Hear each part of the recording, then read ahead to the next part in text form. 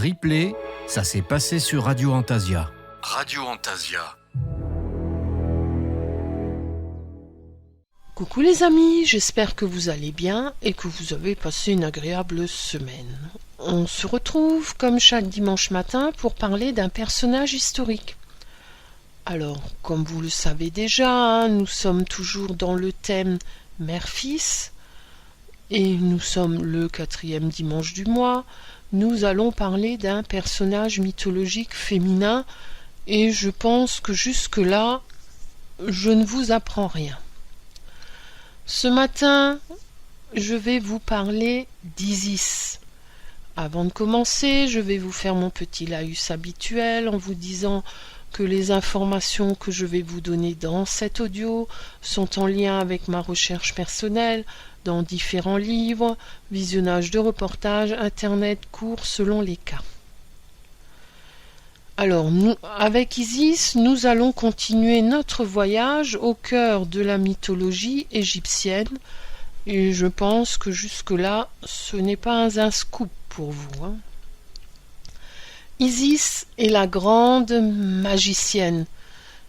Elle est vraiment très puissante, cette déesse. Mais elle est aussi l'épouse fidèle et dévouée à Osiris. Au sein du panthéon égyptien, elle représente l'épouse fidèle, la mère dévouée, la protectrice de la famille et tout particulièrement des enfants. Isis est une déesse universelle. Elle est la mère de la nature, la maîtresse de tous les éléments. Isis est représentée sous les traits d'une belle jeune fille, à la poitrine souvent dénudée, coiffée d'une perruque surmontée d'un disque solaire entre deux cornes de vache. Elle ressemble à la déesse Hathor. Vous savez, Hathor, c'est la déesse de l'amour, de la beauté, de la musique, de la maternité et de la joie.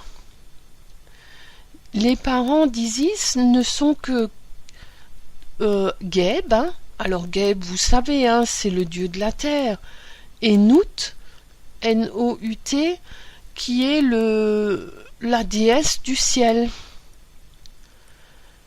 Isis est la maman d'Hathor, fils qu'elle a eu avec Osiris post-mortem. Si vous vous souvenez, je vous en ai parlé la semaine dernière.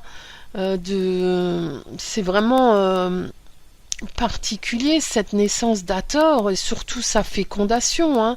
Alors si vous voulez, vous pouvez écouter ou réécouter ce que je vous ai dit la semaine dernière, mais le mieux quand même reste de faire vos propres recherches, si évidemment vous voulez plus de détails concernant ce personnage. Isis est la protectrice de l'amour, est la maîtresse du foyer. Isis apprend aux femmes à moudre le grain et à filer le lin. Isis, avec son époux Osiris, règne, mais alors sur toute l'Égypte. Et c'est tout naturel qu'elle le remplace quand Osiris part à la conquête du monde. Isis, c'est le trône. Et Isis aussi va obtenir son pouvoir par la ruse. Elle crée un serpent qui va piquer Ré. Ré qui n'est autre que le dieu primordial, mais aussi le dieu du soleil à son zénith. Isis propose de le soigner en échange de son nom secret. Elle est maligne, car si elle connaît son nom magique, elle pourra s'approprier une partie de son pouvoir. Le poison coule de plus en plus dans les veines de Ré, et il se voit bien obligé de le lui révéler, son nom secret. C'est alors qu'Isis détient désormais une partie des pouvoirs des dieux. Seth n'a pas uniquement tué son frère Osiris, il a également procédé à son rapt et il le cache dans un coffre. Isis se met en quête de retrouver son mari. Elle finit par découvrir sa cachette et elle découvre ce fameux coffre où son mari se trouve à l'intérieur découpé en 14 morceaux. Isis réussit à rassembler 13 morceaux de son corps. Et c'est là qu'elle va réaliser l'exploit d'être fécondée post-mortem par son mari Osiris. Et de cette fécondation naîtra Horus. On se rend compte vraiment du pouvoir par excellence, la grande magicienne qu'est Isis, avec tout ce qu'elle a fait, qu'elle accomplit. Comme je vous le disais, Isis est une magicienne. Elle réussira même à guérir son fils mordu par un serpent. Depuis, Isis est invoquée lors de morsures de serpents et d'araignées. Isis est également la déesse de la terre fertile. Chaque printemps et automne, on y célèbre de grandes fêtes en son honneur. On attribue à Isis des fétiches qui sont le nœud magique de Tat, T-A-T, que l'on nomme le nœud d'Isis, et également le sistre. Alors le sistre, on en a déjà parlé, c'est un instrument de musique, et ce fameux sistre est également l'emblème d'Hathor. Le culte d'Isis est présent, mais alors dans toute l'Égypte, mais il va également aller au-delà, être présent dans tout le bassin méditerranéen.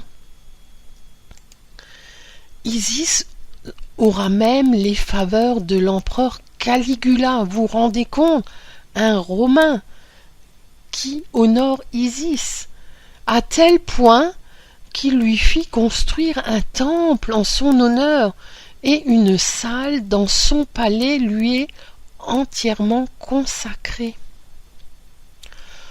Un culte en son honneur aura lieu jusqu'au VIe siècle de notre ère dans le temple de Philae en Égypte. L'effigie d'Isis sera même sur les pièces de monnaie romaines avant la fin du 1er siècle. Alors vous vous rendez compte, cette déesse a vraiment traversé l'esprit de l'homme, de l'humain, mais pas uniquement en Égypte. On la retrouve jusque dans la Rome antique et dans tout le bassin méditerranéen. C'est vraiment une déesse puissante qui a une très grande importance pour les peuples en ce temps-là. Aujourd'hui, elle est sûrement moins importante, mais elle a su garder une place dans le cœur de pas mal de gens, peut-être autour de nous aussi. Ainsi s'achève l'audio de ce matin. J'espère que les informations que je vous ai données concernant la déesse Isis vous aura convenu.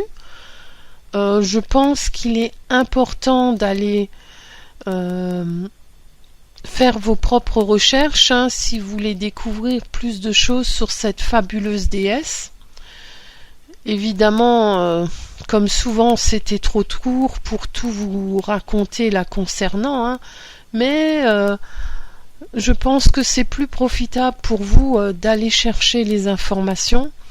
Pour ma part, les informations que je vous ai données, je les ai trouvées dans le Larousse des mythologies du monde de Fernand Comte.